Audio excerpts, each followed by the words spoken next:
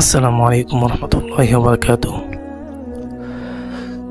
বর্তমান সোশ্যাল মিডিয়ার যুগে ইনকামটা অনেকটা সহজ হয়ে গেছে। এখন অনেক দেখা যায় যে রিক্সা চালায়, ভ্যান চালায়, হোটেলে চাকরি করে। এই ধরনের লোকেরা ভিডিও তৈরি করে এখন কোটিপতি লাখপতি হয়ে যাচ্ছে। বিষয়টা অনেককে হতাশা করে। অনেকে মনে করে যে এরা কয়েকটা ভিডিও বানিয়ে লাখ লাখ টাকা ইনকাম করছে। তারা হালাল হারাম তোয়াক্কা না করে তারা লাখ লাখ টাকা ইনকাম করছে, তাদের জীবনটা কত সুন্দর হচ্ছে। আর আমরা হালাল হারাম বেঁচে চলার চেষ্টা করি এবং আল্লাহ তাআলার হুকুমকে মেনে চলার চেষ্টা করি, কিন্তু আমাদের জিন্দেগি তো এত ওদের মতো এত চাকচিক্য নেই। তো আমি ভাইদেরকে লক্ষ্য করে বলবো, তাদের যে যারা এই ধরনের কাজ করছে, যে তাদের এই কাজটা তো এক অন্যায়। দ্বিতীয় হচ্ছে, তারা যে ইনকাম করছে এটা হারাম। কেননা ইউটিউবে যে ভিডিও তৈরি করা হয় এগুলো শরীয়তের দৃষ্টিতে সম্পূর্ণরূপে হারাম।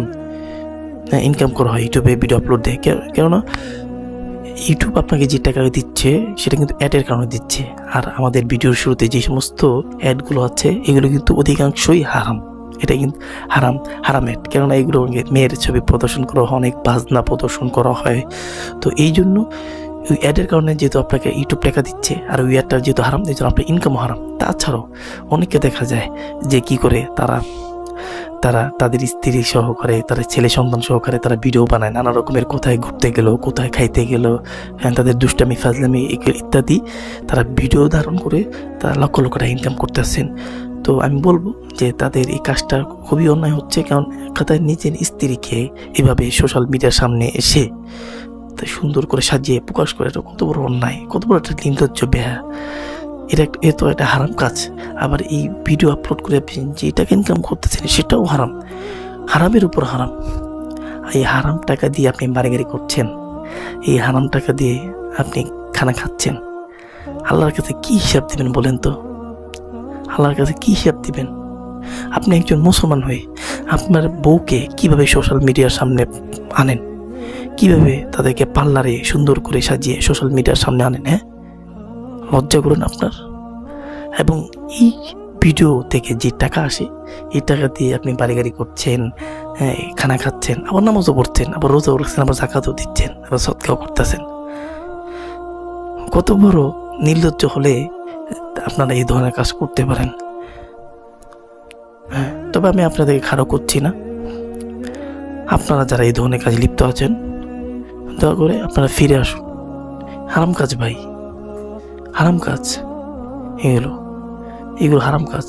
স্ত্রীকে সোশ্যাল মিডিয়ার সামনে আনা, বেপরোয়া অবস্থায় সাজিয়ে গুজিয়ে আনা, আপনি স্ত্রী নিয়ে কী করছেন, কীভাবে সময় কাটাচ্ছেন, এগুলো একান্ত বিষয়। এগুলো কেন সোশ্যাল মিডিয়ার সামনে আনতে হবে?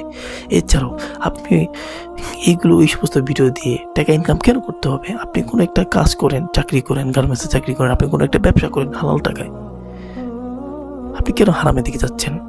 মনে রাখবেন, হারাম যত বেশি হোক এটার ভিতরে শান্তি নেই, এটার ভিতরে কোনো বরকত নেই। আর হালাল অল্প হলেও এটার ভিতরে শান্তি আছে, বরকত আছে। দ্বিতীয় কথা হচ্ছে, আমি ওই সমস্ত লোক ভাইদেরকে লক্ষ্য করে বলতেছি যারা নিজেদেরকে হতাশ মনে করেন যে এরা হারাম কাজ করে লাখ লাখ টাকা ইনকাম করতেছে। এরা নামাজ নাই, জিন্দেগিতে রোজা নাই, হারামের তোয়াক্কা নাই, তা সত্ত্বেও তারা কত লাখ লাখ টাকা ইনকাম করতেছে, তাদের জিন্দেগিটা কত মধুময়, কত সুন্দর। ভাই, আল্লাহ তাআলা বলছেন, ওয়ালা তামুদ্দান্না আইনাইকা ইলা মাত্তানা বিহি আজওয়াজাম মিনহুম। আমি কাফের ফাসিক ফুজ্জারদেরকে যে বিভিন্ন রকমের বিলাসের বস্তু দিয়েছি, হে নবী আপনি তাদের দিকে ওই সমস্ত জিনিসে তাকায়েন না।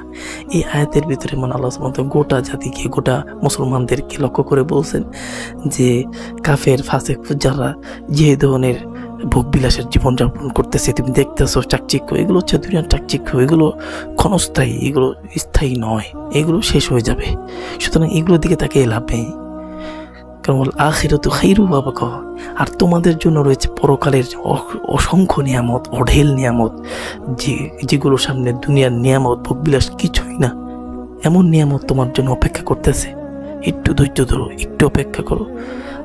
আল্লাহ তাআলা তোমাদের জন্যে বিরাট এক নিয়ামতের ব্যবস্থা করে রেখেছেন। তাই আপনি হতাশ হবেন না। ইয়াতের ভিতরে আল্লাহ সুবহানাহু ওয়া তাআলা মুসলমানদেরকে সান্ত্বনা দিয়েছেন এবং তাদেরকে দৃষ্টি আকর্ষণ করেছেন তোমাদের জন্য পরকালে নিয়ামতই উত্তম।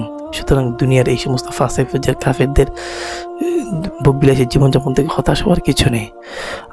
আল্লাহ তাআলা আমাদেরকে কথাগুলো সর্বপ্রথম আমাকে এবং আপনাদের সকলকে এমন করে তৌফিক দান করুক। ভিডিওটির ব্যাপারে যদি আপনার কোনো কমেন্ট থেকে থাকে, কোনো মন্তব্য থেকে থাকে, আপনি আমাকে কমেন্ট বক্সে অবশ্যই জানাতে পারেন। আর ভিডিওটি ভালো লাগলে অবশ্যই ভিডিওটি শেয়ার করবেন এবং চ্যানেলটি সাবস্ক্রাইব করে আমাদের পাশে থাকবেন। ধন্যবাদ। আসসালামু আলাইকুম ওয়া রাহমাতুল্লাহি ওয়া বারাকাতুহু।